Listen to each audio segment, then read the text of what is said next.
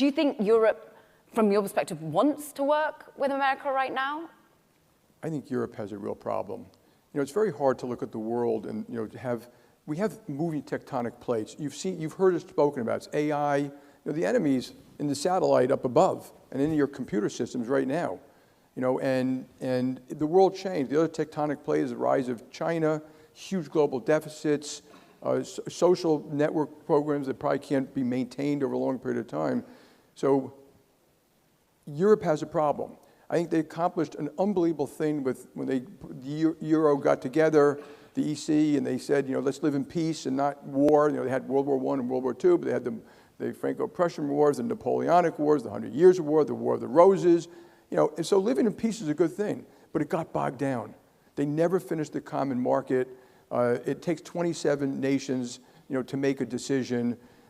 They let their military drop dramatically. It's very bureaucratic, which is why part of the reason that they lost Britain to the EU, which I think makes it bad for both of them, by the way. And so you got to be honest about this. So, and those tectonic plates may move over 20 years. But if we ever write a book about how the West was lost, it will be because of the following. It will be because of we didn't get our act together here, and we go through all the policies here, that we didn't have the strongest military in the world, and that we allowed Europe to fall apart. And so I have a slightly different point of view about Europe.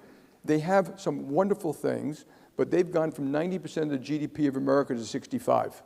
That's not because America did anything bad to them. It's their own bureaucracy, their own costs, they do some wonderful things on their safety nets, but they've driven business out, they've driven investment out, they've driven innovation out. It's kind of coming back. I think the leadership, Merz, Macron, Maloney, Starmer, I think they know. I just think politics is really, really hard. Therefore, the fragmentation of Europe, if they fragment, that's exactly what some of our adversaries want. They want to go back to a world like that, and then you kind of have a world that was like it was before World War I, everybody out for themselves. Everyone's got different national security interests, whether it's food or energy or water, and China is a huge country who wants to do bilateral negotiations with every country.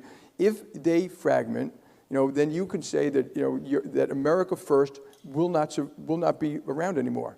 It will hurt us more than anybody else because they are a major ally in every single way, including common values, which are really important. So therefore, I think we should be using our American capability, strength, coercion, democracy, trade, investment to urge them to do what's in their own self-interest, which is military and economic, and the economic is equally important.